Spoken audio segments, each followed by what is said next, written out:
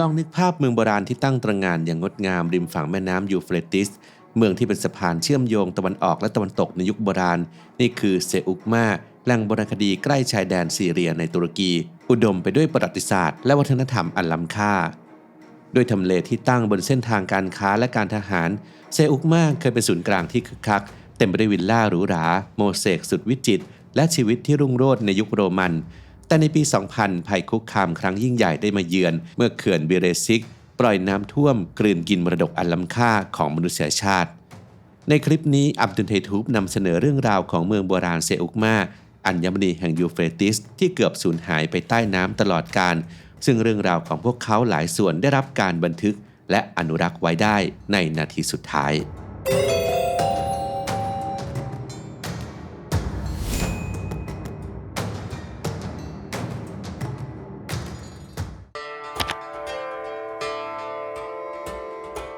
เซอุกมาเมืองโบราณที่ตั้งอยู่ใกล้ชายแดนซีเรียในตุรกีริมฝั่งแม่น้ำยูเฟรติสในดินแดนที่ตะวันออกและตะวันตกมาบรรจบกันครั้งหนึ่งที่นี่คือสะพานแห่งอารยธรรมตะวันออกและตะวันตกในยุคโบราณเป็นศูนย์กลางการค้าที่คึกคักและฐานทัพของโรมันอันยิ่งใหญ่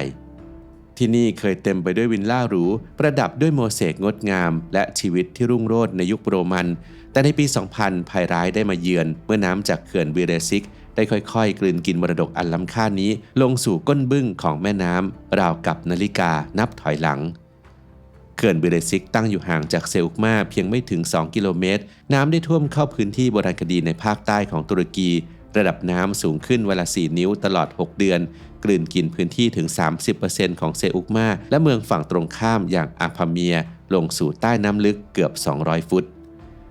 พื้นที่ 54 ตารางกิโลเมตรรวมถึงบ้านเรือนและโครงสร้างสำคัญจมหายไปใต้น้ำกลายเป็นความสูญเสียทางโบราณคดีที่ไม่อาจเรียกคืน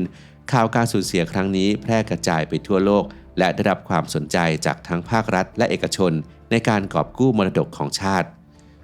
เดวิด W. แพ็กการ์ดจากแพ็กการ์ด Humanity Institute ตัดสินใจบริจาคเงิน$5 ล้าน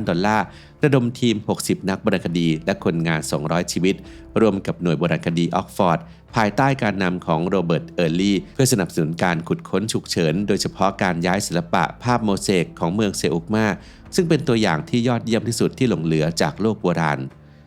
นอกจากความสูญเสียทางโบราณวัตถุแล้วชาวบ้านกว่า 30,000 ชีวิตโดยส่วนใหญ่เป็นชาวเคิร์ดต้องละทิ้งบ้านเรือนที่รากเหง้าของพวกเขาอย่างลึกมานานหลายชั่วอายุคนส่วนพิสตาชิโอที่เคยเขียวขจีสัญลักษณ์แห่งความอุดมสมบูรณ์วันนี้จมอยู่ใต้ผืนน้ำอันเงียบสงบของเขื่อนบิเรซิก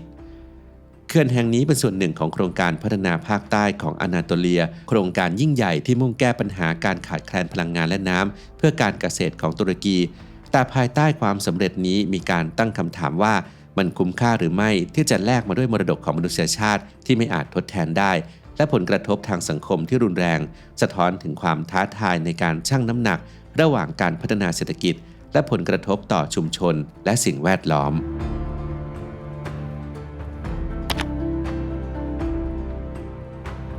ย้อนกลับไปเมื่อ 3,000 ปีก่อนในศตวรรษที่ 3 ก่อนคริสตกาลเซลูคัสที่ 1 นิเคเตอร์แม่ทัพผู้ยิ่งใหญ่ของอเล็กซานเดอร์มหาราชได้วางรากฐานให้กับเมืองแห่งตำนานบนฝั่งตะวันตกของแม่น้ำยูเฟรติสได้แก่เมืองเซลูเซียและก่อตั้งเมืองอัพาเมียบนฝั่งตะวันออกตามชื่อภรรยาชาวเปอร์เซียของเขา2 เมืองนี้เชื่อมต่อด้วยสะพานลอยน้ำต่อมาในปี 64 ก่อนคริสต์ศักราชชาวโรมันยึดเซลูเซียและเปลี่ยนชื่อเป็นเซอุกมาซึ่งแปลว่าสะพานหรือจุดข้ามในภาษากรีกโบราณโดยทำเลที่ตั้งอันเป็นหนึ่งใน2 จุดที่ข้ามแม่น้ำยูเฟรติสได้ง่ายเซอุกมากลายเป็นหัวใจของการคมนาคมทั้งทางบกและทางน้ำที่นี่คือฐานทัพทหารศูนย์กลางศาสนาและเมืองที่มีความสำคัญทางยุทธศาสตร์และเศรษฐกิจของจักรวรรดิโรมันเซอุกมาคือจุดสุดท้ายของโลกกรีกโรมันก่อนก้าวสู่ดินแดนเปอร์เซียอันลึกลับ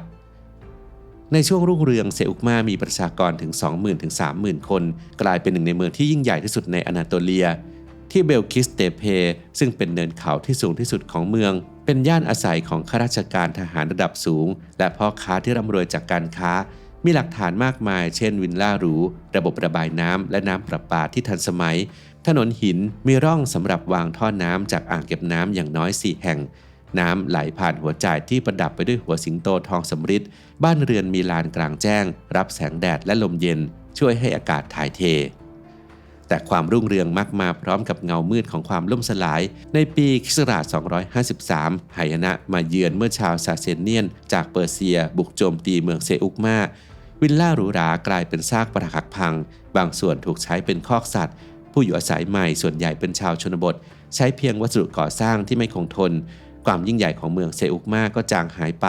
ทิ้งไว้เพียงซากเมืองที่ถูกลืมและไม่ได้รับความสนใจจากนักประวัติศาสตร์หรือนักวรรณคดีเป็นเวลานานกว่า 1,700 ปี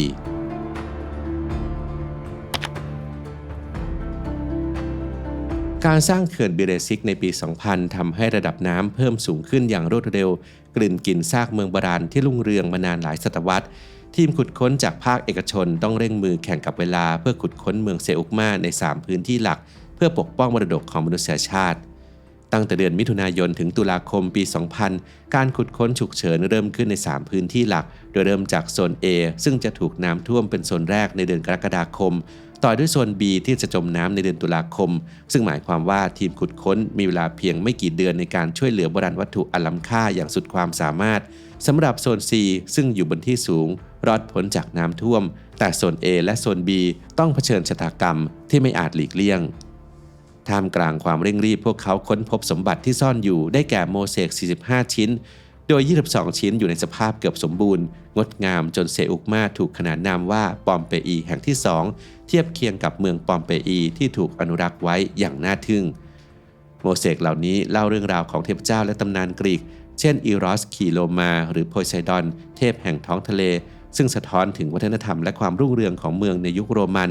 แต่ที่โดดเด่นที่สุดก็คือจิปซีเกิร์ลโมเสกด้วยรายละเอียดและสีสันที่สวยงามตระการตาและสายตาของหญิงสาวที่เหมือนจับจ้องผู้ชมไปทุกคนแห่งโมเสกเหล่านี้ส่วนใหญ่พบในวิลล่าหรูของข้าราชการทหารชั้นสูงและพ่อค้าผู้มั่งคั่งบ่งบอกว่าในอดีตโมเสกไม่ใช่เพียงภาพศิลปะเพื่อความสวยงามแต่บ่งบอกถึงฐานะและเป็นส่วนสำคัญของบรรยากาศของบ้านโมเสกถูกเลือกให้เหมาะกับหน้าที่ของห้องเช่นห้องนอนอาจประดับด้วยภาพคู่รักสุดโรแมนติกห้องอาหารนอกลานกลางแจ้งโมเสกถูกวางไว้ตรงกลางให้ผู้คนที่เอนกายบนโซฟาดื่มและเฉลิมฉลองได้ชื่นชมความงาม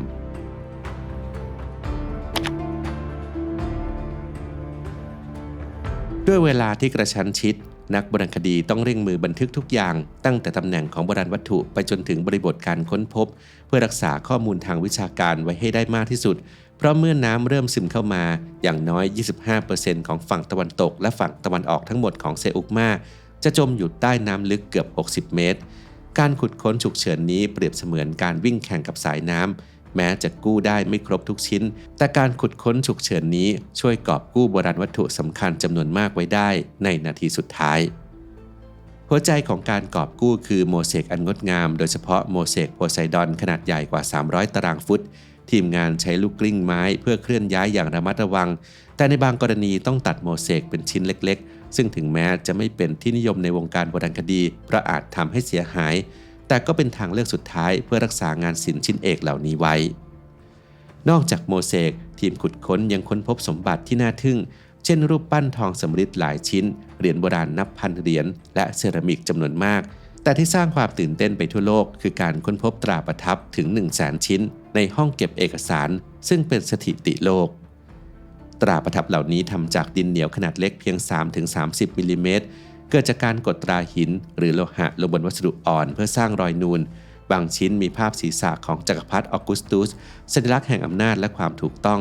ตราประทับเหล่านี้ใช้ปิดผนึกเอกสารปาปิรัสผ้าลินินหรือถุงผ้าเพื่อยืนยันการค้าขายหรือการอนุมัติอย่างเป็นทางการตราประทับเหล่านี้เปรียบเสมือนกระจกสะท้อนสู่อดีตเพราะแม้เอกสารต่างๆที่เคยถูกประทับได้ย่อยสลายไปแล้วตามกาลเวลาแต่ตราประทับจากดินเหนียวยังคงอยู่เล่าเรื่องราวของเมืองเซอุกมาว่าครั้งหนึ่งเมืองนี้เคยเป็นศูนย์กลางการค้าและการสื่อสารที่คึกคักมีหลักฐานว่ามีด่านศุลกากรที่นี่และมีระบบบริหารจัดการที่ซับซ้อนซึ่งไม่น่าเชื่อว่ามันเคยเกิดขึ้นในพื้นที่ที่ในปัจจุบันกลายเป็นเพียงพื้นที่รกร้างว่างเปล่าไม่มีผู้อยู่อาศัย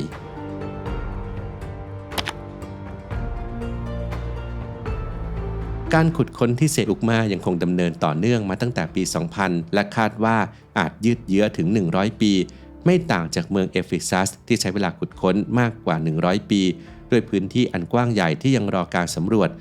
นักโบราณคดีหวังถึงการค้นพบสมบัติใหม่ที่อาจงดงามยิ่งกว่าโมเสกหญิงสาวยิปซีซึ่งล่าสุดในปี 2024 มีการค้นพบโมเสกโบราณอายุ 2,200 ปีที่ช่วยทำให้เข้าใจชีวิตประจำวันและวัฒนธรรมของชาวกรีกโบราณได้ดีขึ้นอย่างไรก็ตามการขุดค้นเมืองเซอุกมาไม่ใช่เรื่องง่ายเนื่องจากชั้นดินที่หนาและมีพื้นที่บางส่วนไม่สามารถเข้าถึงได้เนื่องจากอยู่ใต้น้ำยิ่งไปกว่านั้นในอดีตเมื่อปี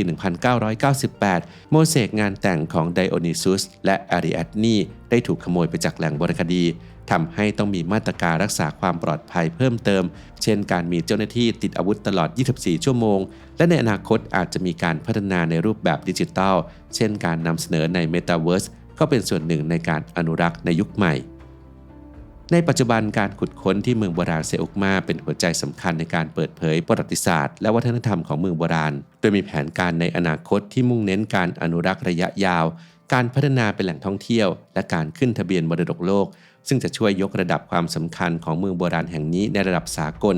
อย่างไรก็ตามความท้าทายจากสภาพแวดล้อมและการบริหารจัดการยังคงเป็นประเด็นที่ต้องติดตามต่อไปการขุดค้นฉุกเฉินนี้คือการช่วยชีวิตมรดกทางวัฒนธรรมในนาทีสุดท้ายเซอุกมาดาวเด่นแห่งยูเฟรติสเกือบสูญหายไปใต้ผืนน้ำตลอดกาลแต่ด้วยโบราณวัตถุที่รอดพ้นมาได้ทำให้พวกมันเล่าเรื่องราวของเมืองที่ครั้งหนึ่งเคยเกรียงไกรและเตือนใจทุกคนถึงความเปราะบางของอารยธรรมสำหรับใครที่ทำงานหนักมาทั้งวันแล้วเจอปัญหานอนไม่หลับไม่สนิทเพราะความเครียดสะสมผมอยากให้ลองใช้ตัวช่วยที่ผมใช้เป็นประจำอย่าง Dip CBD เลยครับจริงๆแล้ว CBD นั้นไม่ได้แค่ช่วยให้เราผ่อนคลายนะครับแต่ว่ายังช่วยให้หลับลึกขึ้นเสริมภูมิคุ้มกันและปรับสมดุลให้ร่างกายด้วยเรียกได้ว่าเป็นไอเทมที่ผมพกติดตัวตลอดช่วงนี้เลยใครที่อยากลองใช้หรืออยากสนับสนุนผมสามารถสั่งซื้อได้ง่ายๆเลยครับแค่แอดไลน์เข้ามาคุยกันก่อนได้เลยสแกน QR Code ที่ขึ้นบนจอนี้หรือกดลิงก์ใต้คลิปได้เลยนะครับ